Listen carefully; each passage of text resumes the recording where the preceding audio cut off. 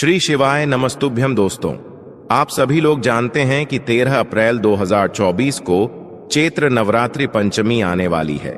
दोस्तों, इसी दिन किया जाने वाला पंडित जी द्वारा बताया गया 7 दिए वाला उपाय आप लोगों को जरूर करना चाहिए, क्योंकि दोस्तों ये एक ऐसा उपाय है जो कि इस उपाय को करने के बाद दोस्तों आपको पूरे साल कोई और उपाय को करने की जरूरत नहीं है, क्योंकि इस एक उपाय को करने के बाद आपके घर में इतना धन आएगा कि आप सोच भी नहीं सकते।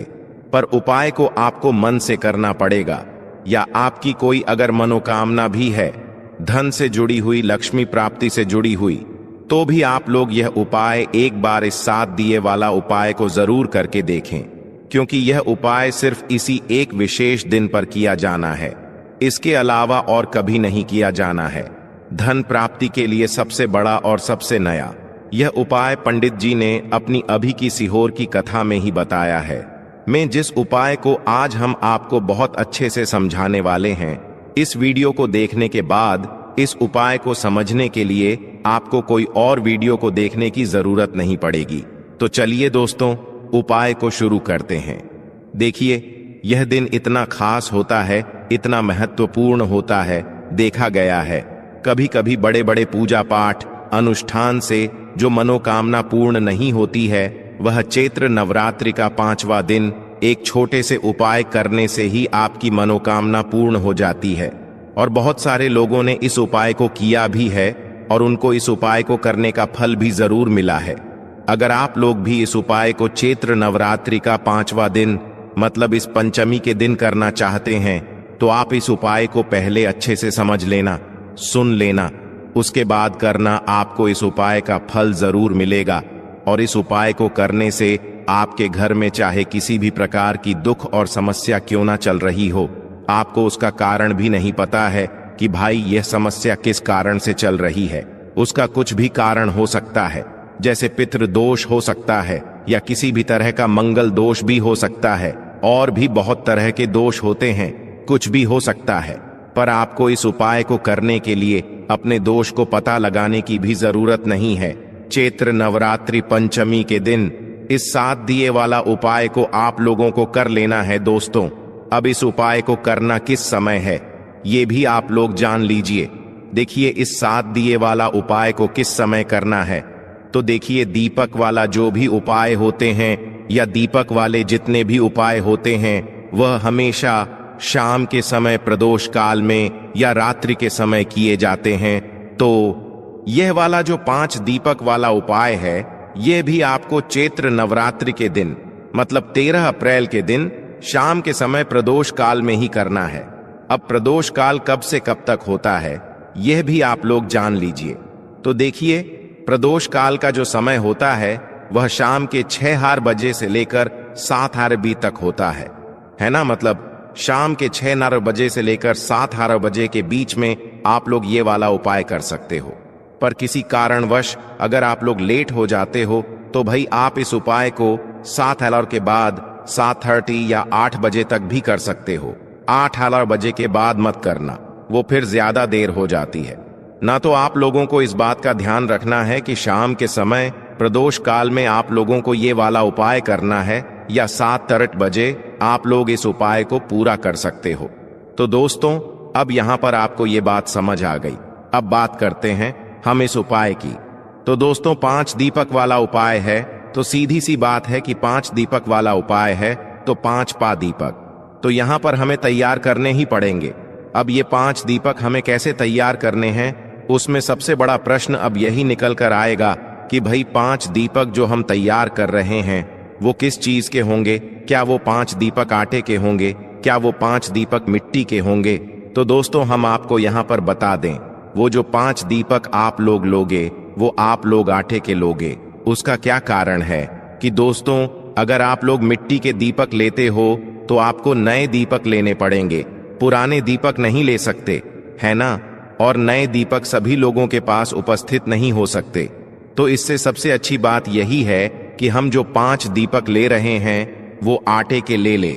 अब आटे के भी जो आप दीपक बनाओगे ना, उसमें ये बात ध्यान रखना कि जो आटा आप लोग इन 5 दीपक के लिए लोगे, उस आटे को घंटे समय या उस आटे के अंदर कुछ भी मत मिलाना, मात्र सादा आटा लेना, उसमें पानी मिलाकर उसको गूंद लेना है ना। गूंदने के बाद, आटा गूंदने के बाद आपको क्या करना है कि जो दीपक आप बनाओगे वो 5 दीपक बनाओगे। और कैसे बनाओगे? मीडियम साइज के दीपक बनाओगे, है ना ज्यादा छोटे बनाओगे, ना ज्यादा बड़े बनाओगे, है ना। तो इस प्रकार से आपको उस आटे से 5 दीपक बढ़िया आपने तैयार कर लेने हैं। 5 दीपक जैसे ही आप लोग तैयार कर लेते हो, तो इन 5 दीपकों को आपको कहां पर रखना है? इन 5 दीपकों को आप अपनी किसी भी एक प्लेट या पूजन वाली थाली में आप लोगों को रखना है ना। जैसे ही आपके 5 दीपक तैयार हो जाए, वैसे ही आप लोगों को एक एक करके 5 दीपक अपनी किसी भी प्लेट या थाली में रख लेने हैं। क्योंकि आप 5 दीपक को एक साथ हाथ में पकड़कर तो कहीं लेकर नहीं जा सकते, है ना। तो इसलिए भाई, आप लोग कोई भी पूजन की थाली लेना या अलग से कोई थाली लेना या कटोरी ले लेना जिसमें आपकी ये 5 दीपक बन जाए, है ना। तो 5 दीपक अपनी उस पूजन वाली थाली में जमाकर अच्छे से रख लेना। अब 5 आटे की दीपक तो हमने तैयार कर ली है। अब इसमें बात आती है कि इसमें हम बात ही कौन सी रखेंगे। तो यह बात आप लोग पहले से ही जानते हो कि भगवान शिव जी के उपायों में या भगवान शिव जी के लिए हमेशा हम कौन सी बाती का प्रयोग करते हैं? हमेशा हम गोल बाती का प्रयोग करते हैं। तो इस वाले उपाय में, इस 5 दीपक वाले उपाय में भी इन 5 दीपकों के अंदर आप लोगों को एक एक गोल बाती रखनी है। अब यहां पर भी एक बात निकल कर आती है कि जो गोल बाती है, क्या वो हम बाजार से लाई हुई मतलब बाती रखें या हम घर पे बनाई हुई बाती रखें? तो देखो, जब भी आप कोई उपाय करते हो तो उसमें अगर आप अपने बने हाथों से बनी हुई कोई सामग्री मतलब रखते हो, मतलब अपने हाथों से बनाए हुए, परिश्रम से किए हुए कोई भी सामग्री उपाय में प्रयोग करते हो, तो भगवान इससे ज्यादा प्रसन्न होते हैं। तो अगर आपके घर में रुई है तो भाई आप अपने हाथों से गोल बत्ती बनाओ। कितनी बनाओगे? 5 गोल बत्ती बनाओ, है ना। बाजार की भी ले सकते हो, कोई दिक्कत वाली बात नहीं है। पर अगर आप अपने हाथों से बत्ती को बनाकर उपाय करोगे तो भगवान बहुत जल्दी प्रसन्न होंगे, है ना। तो आपके घर में अगर रोई रखी हो तो भाई अपने हाथों से 5 गोल बत्ती बनाना और एक एक गोल बत्ती इन 5 दीप के अंदर एक एक करके रख देना है ना। 5 गोल बत्ती बनानी है, आप लोगों को इस बात का भी ध्यान रखना। तो 5 गोल भी मतलब 5 गोल भी एक एक दीपक के अंदर आप लोग रख देना। उसके बाद में दोस्तों बात आती है कि इन 5 दीपक के अंदर हमें डालना क्या चीज है, क्या चीज डालेंगे जिससे ये दीपक हमें जो है जलेंगे, है ना। तो दोस्तों, हम आपको यहां पर बता दें, विशेष रूप से और मुख्य रूप से आप लोगों को इन 5 दीपकों के अंदर गोल बाती तो आपने रख ही ली है, पर इसके अंदर जो आप चीज डालोगे वो डालोगे शुद्ध देसी गाय का घी, है ना। क्योंकि शुद्ध देसी गाय का जो घी होता है वो भगवान शिव जी को बहुत प्रिय होता है और इसी से भगवान शिव जी के लिए हम दीपक यहाँ पर जलाते हैं। तो आप लोगों को जो है शुद्ध देसी गाय का घी लाना है। हम शुद्ध देसी गाय का घी क्यों बोल रहे हैं? क्योंकि कई सारे लोग ये समझेंगे कि भाई घी बोला है तो वो बाजार वाला मिलावटी जो ही होता है वो उपाय में प्रयोग कर लेंगे, तो भाई उपाय फिर सही तरीके से काम नहीं करेगा। इसलिए हम हमेशा कहते हैं कि भाई आप लोग जो भी उपाय कर रहे हो, उस उपाय को करते समय हमेशा शुद्ध देशिका का घी अपने पास में रखो। इसलिए हमने पहले भी कहा है कि भाई शुद्ध देशी गाय का जो घी है वो आप लोग थोड़ा सा अपने घर में जरूर रखा करो, ताकि कभी भी आपको एकदम से काम पड़ जाए भगवान के कार्य में या भगवान के उपायों को करने में, तो भी आप उस शुद्ध देशिका के घी को ले सको। क्योंकि अगर आप लोग बाजार वाला मिलावटी घी लोगे तो भाई आपका वो उपाय सही तरीके से काम ही नहीं करेगा। तो इसलिए शुद्ध देसी गाय का घी आपके घर में हमेशा होना चाहिए। कहीं से ढूंढ कर लाओ, कैसे भी लाओ, पर थोड़ा सा अपने घर में हमेशा रखा करो, क्योंकि वही आपकी बरकत भी बनाकर रखता है। तो भाई थोड़ा सा शुद्ध देसी गाय का घी इन 5 दीप के अंदर आपको डाल लेना है ना। 5 दीपकों के अंदर शुद्ध देसी गाय का घी डालने के बाद अब आपके ये पांचों दीपक बिल्कुल बनकर तैयार हो जाते हैं, है ना। तो दोस्तों, अब आप लोगों को क्या करना है कि शाम के समय यह वाला जो आटे के 5 दीपक हैं, ये आपको कुछ समय पहले ही तैयार कर लेने, क्योंकि इनको तैयार करने में और उपाय की तैयारी को करने में आपको समय लगेगा। तो इस बात का भी आप लोगों को ध्यान रखना है, ठीक है। जैसे कि शाम के समय प्रदोष काल में आप लोग ये वाला उपाय करने वाले हो, तो आधे से 1 घंटे पहले आप इन 5 दीपक को बनाकर तैयार करके रख लेना, ताकि आप लोग उपाय को बिल्कुल आराम से और पूरे मन और पूरे भाव से कर सको, है ना। तो भाई माताएं बहनें, इस उपाय को विशेष रूप से ध्यान से सुने, क्योंकि वे अगर इस उपाय को करेंगी तो भाई बहुत ज्यादा फल आप लोगों को मिलेगा और भगवान शिव जी आपकी मनोकामना भी बहुत जल्दी ही पूर्ण करेंगे। तो दोस्तों, आपके 5 दीपक तो तैयार हो गए हैं। अब दोस्तों, यहां पर एक बात और सुन लीजिए कि ये 5 दीपक हम जहां जहां पर भी रखने वाले हैं, क्योंकि 5 दीपक हमने एक जगह पर रखने के लिए नहीं बनाए हैं। जो ये 5 दीपक हैं, ये सीधी सी बात है, 5 दीपक बनाए तो 5 अलग अलग जगहों पर ही रखा आएंगे। तो दोस्तों, जहां जहां पर भी ये 5 दीपक रखाएंगे, वहां वहां पर आप कोशिश करना कि जिस जगह पर ये दीपक रखा जाएंगे, उस जगह पर पहले या तो कुछ चावल के दाने आप लोग रखो, या तो कुछ फूल की पंखुड़ियां रखो। उसके बाद फिर इन दीपक को जो है उस जगह पर, उस स्थान पर रखो, है ना। तो अपने साथ में या तो कुछ चावल के दाने रख लेना या कुछ फूल की पंखुड़ियां रख लेना। फिर जहां जहां पर दीपक रखो, तो पहले वहां चावल के दाने या फूल की पंखुड़ियां रखना, फिर उसके ऊपर चावल के दाने या फूल की पंखुड़ी के ऊपर फिर ये दीपक रखना है। इस बात का भी आप लोग ध्यान रखना है ना। तो आप लोगों को ये चीज भी अपने साथ में जरूर रख लेनी है जब आप उपाय को करने के लिए अपने घर से निकलो। इसी के साथ में दोस्तों, अब आप लोगों को अपने घर से जो है माचिस भी अपनी लेकर जानी है।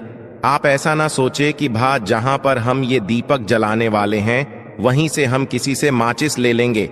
अगर आप ऐसा करते हैं, जैसे कि आप मंदिर में भी ये दीपक जला रहे हैं और मंदिर की भी माचिस ले रहे हैं, तो इस बात का ध्यान रखना, वो माचिस जिस भी व्यक्ति की होगी, आपके इस उपाय को करने का फल उस व्यक्ति को भी चला जाएगा।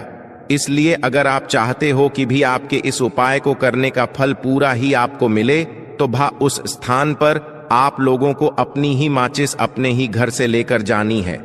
इस बात का आप लोग विशेष रूप से ध्यान रखना, ठीक है। तो भाई 5 दीपक हैं, 5 अलग अलग जगहों पर रखा जाएंगे।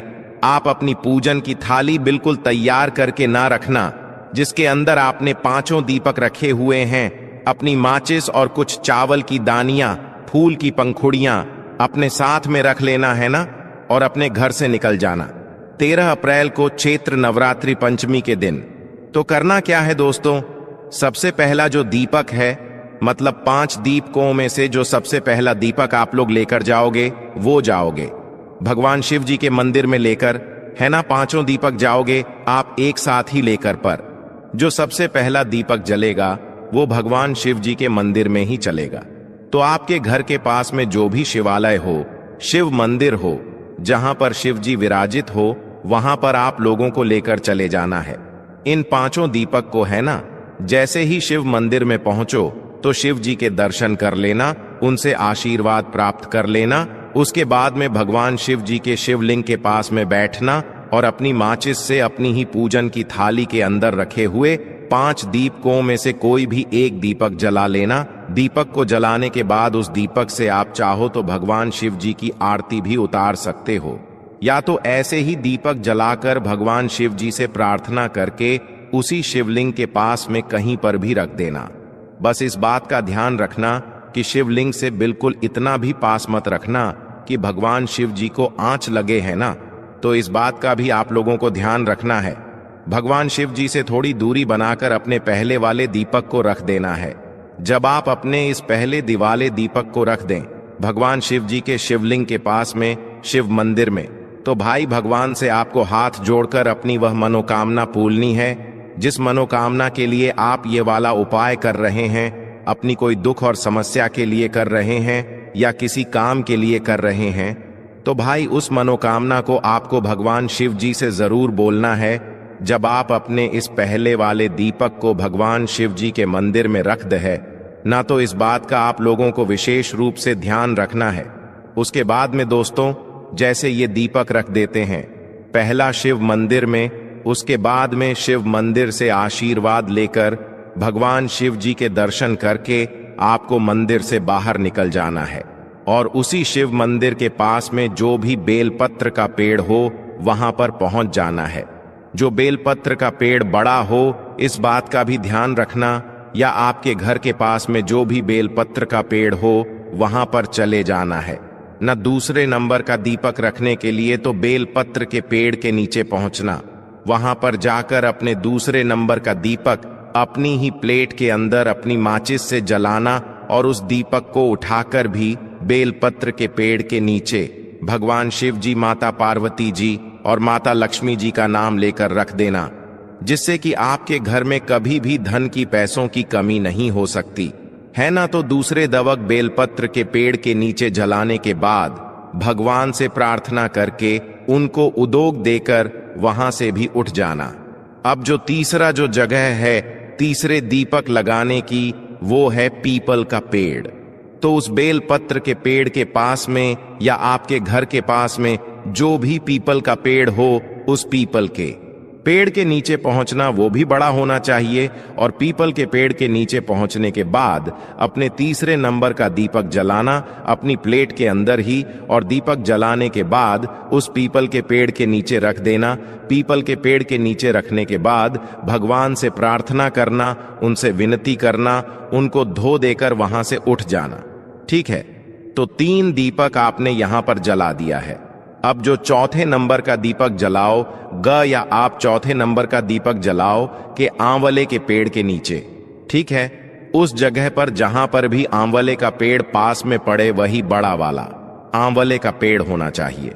उस आंवले के पेड़ के नीचे आप अपना ये चौथे नंबर का दीप जलाना, वहां पर भी प्रार्थना करना, भगवान को धोख देना और वहां से भी उठ जाना। अब आप यहां पर अपने कुल मिलाकर 4 दीपक जला चुके हो। अब आपके पास बचा हुआ है 5वां और आखिरी दीपक। अब दोस्तों, ये जो 5वां और आखिरी दीपक है ये भी बहुत ही ज्यादा जरूरी है। ये आप लोगों को लेकर आना है, सीधा अपने घर के मुख्य द्वार पर, घर के अंदर प्रवेश नहीं करना है जब तक आप अपने ये 5वां दीपक ना जला दो, है ना। तो अपने घर के मुख्य द्वार पर आकर खड़े हो जाना और बाहर की साइड से ही अंदर देखना कि आपका सीधा हाथ कौन सा पड़ रहा है। तो उस सीधे हाथ की चौखट पर बाहर के बाहर ही आप लोगों को अपनी चौखट पर वह 5वें नंबर का दीपक जला देना है ना। और 5वें नंबर का दीपक जब आप लोग जलाकर अपनी चौखट के राइट हैंड साइड डैड पर रखो, तो भाई आप अपनी मनोकामना एक बार फिर से बोल देना, भगवान शिव जी से विनती कर लेना, उनसे प्रार्थना कर लेना। आप जिस भी मनोकामना के लिए ये वाला उपाय करोगे आपके बमन कामना जरूर पूर्ण होगी। और 5वां और आखिरी दीपक अपनी घर के मुख्य द्वार की राइट हैंड साइड या सीधे हाथ पर, सीधे हाथ की चौखट पर इस 5 वाले दीपक को लगाने के बाद आपका ये वाला उपाय पूर्ण हो जाएगा और भगवान शिव जी तक आपकी मनोकामना भी जरूर पूर्ण हो पहुंच जाएगी, है ना। तो आप अपना ये 5 दीपक वाला उपाय जरूर करें। ओम नमः शिवाय, श्री शिवाय नमस्तुभयम्।